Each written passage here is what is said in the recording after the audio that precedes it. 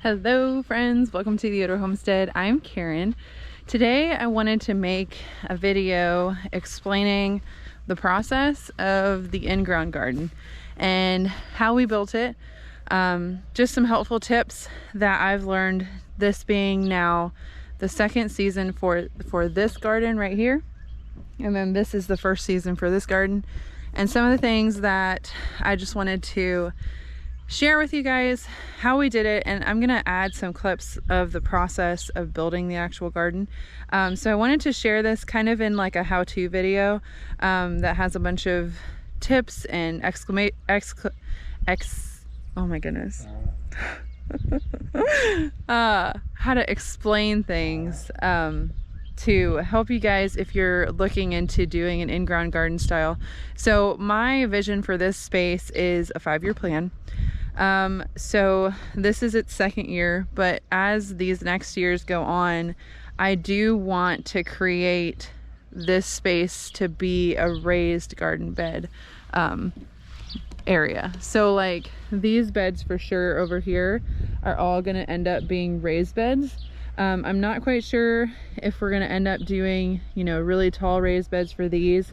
I might just leave them, you know, 24 inches or so. Since they are bigger beds. But basically the reason we did in-ground like this is because obviously it's a lot more cost effective. There's not a lot of material that you need. We have access to a bunch of wood chips. Thankfully, my husband is an arborist, and so whenever they have a really nice load of wood chips, he lets me know and asks if I need more. So the wood chips were obviously very accessible for us, which I know that's very different in a lot of regions. But there is an app called Chip Drop.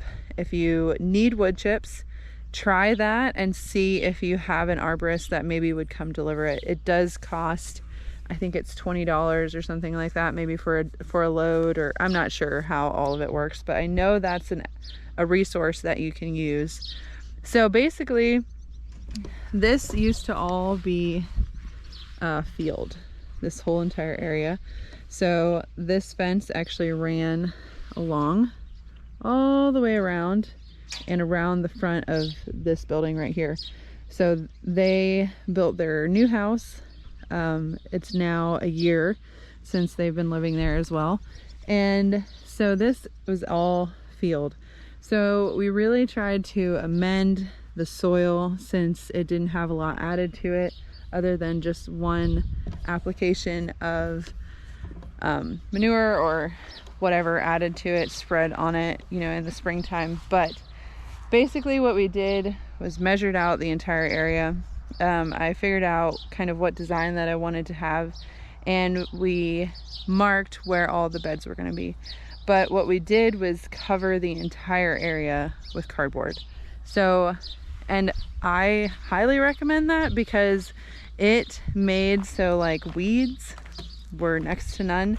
Right where the cardboard maybe like was supposed to overlap but maybe didn't, like right here for an example, there's some weeds that came up right here because there's two pieces that bumped up to each other, and so there's like on the edges I've noticed that weeds have come in more than like in the middle of like the walkways. Definitely not. There's some weeds that have come up in the actual compost, and I don't know, is it from the actual compost itself that had maybe seeds in it or something like that. There are some really hard weeds that came up this year, and I don't know, is it just because, you know, everything's breaking down and it had a chance to get up through the cardboard. But yeah, so it just has like, I don't know, it had a really great first year as far as not having any weeds. I spy a little baby. Hi. What's up?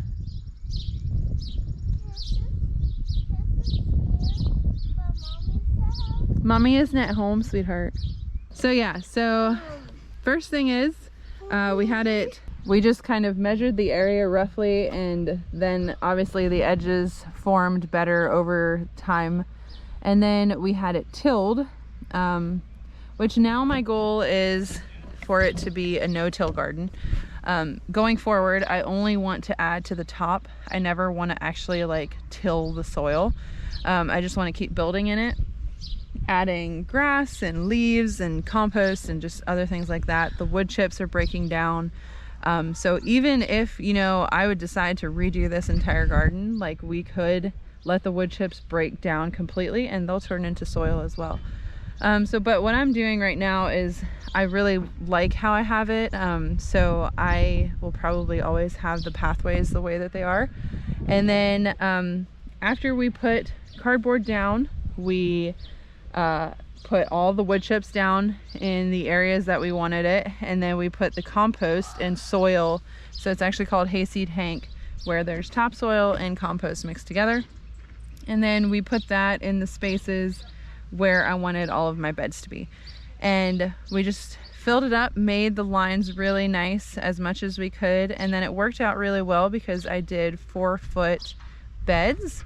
Or is it 3 feet? It might be 3 feet. I have to, I'll actually find my drawing, but these arch panels fit perfectly on the size beds that I wanted to have. So we ran those down to create a tunnel that I can grow vertically on, and then we also added the panels in the next 2 garden beds for tomatoes and things that I can tie it to. So I did actually add tulips this year for like cutting. I added chives and some daisies, which are things that will be perennial. So I'm starting to add more of that stuff here and there, like specific beds, maybe just down the sides of it, to add perennials and such. But it's very easy to do this type of in-ground garden. You just have to keep adding on top of the soil, on top of the pathways. Like every fall I add wood chips. I'm actually going to add the wood chips that are behind me. There's a little bit left over. I'm going to add those to the pathways, and then just, you know, make the lines really neat for this growing season. I did add compost to every bed. As soon as the tulips are done, I'm gonna cover that with compost and be planting in those as well, which is really nice because I'm just gonna succession sow everything in the tulip beds because they're Where's that Trevor? yeah, making a stemma. I want Ja, jag vet inte. Jag hörde inte. Häng tight. Nu hör vi inte. Ja. But du måste vara because Lena is better say puppy trainer, okay? Why? Måste just a little bit. Wait, as this is the puppy trainer. So we may have picked some Piper trained. And so I'm actually going to put 2 of my green stalks down here again this year. But do you have a saw? Yeah. But the in-ground garden is very easy to do. You just kind of have to design your space and what your vision is for it. And then create your beds, your planting beds, your rows. And then obviously like this one, I do have a design for it. We did rows for this year. Eventually over time, I'm going to have it all mixed together. So in the fall, I'm actually going to let the chickens go on that entire space and just mix everything in. So I'm not going to put a whole lot of things in that garden that they can't have because I want them to go into that space in the fall. So yeah, I just wanted to give you guys like some encouragement if you are wanting to do an in-ground garden style like this. It is very simple, but you do have to get a hold of a bunch of cardboard, and I'll like put all the dimensions and stuff. I'll add that to this video. But we just contacted like a local store, I believe it was actually a Dollar General, and asked them if we could come pick up cardboard, and they let us know which day they have the most, and so we went and we picked up cardboard. I spent time and I took all of the tape off of all the cardboard, all of the staples that might have been in it. I was actually able to get a hold of some really big pieces of cardboard when they build their house, from doors and windows and just different stuff like that, or that the siding was in. So that was awesome. So if you have access to like maybe a builder, you could get a bunch of cardboard from them. So yeah, it's, and then yeah, you just keep on adding amendments to your beds every year, and then add wood chips to your paths. and it keeps it nice and neat, and we love it. Eventually, like I said, it is gonna be a raised bed garden. Over the years, I just want it to keep its shape, and then we are gonna add a border to it with a fence and just some other things that make it pretty. So I hope that was helpful. I'm trying to think of what else. Oh, I also wanted to say, try and figure out like what some of your dimensions are for like row covers if you're gonna need stuff like that, because you want to make your beds like an even number. So when you can get row covers, like they're usually 20 feet or something like that, you want to have your rows be dimensions that you can either split stuff like that in half, or it's like the perfect size. It just makes it nice. You don't have wasted stuff or a lot of leftover when you're using it in a row. So that's another thought. So really be intentional about your sizing is something that I noticed.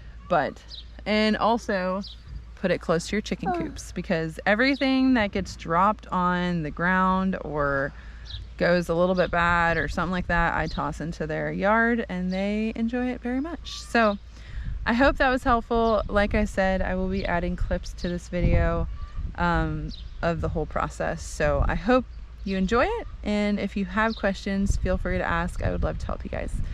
Thank you for watching, and we hope you have an amazing day, and we'll see you in the next video. Bye.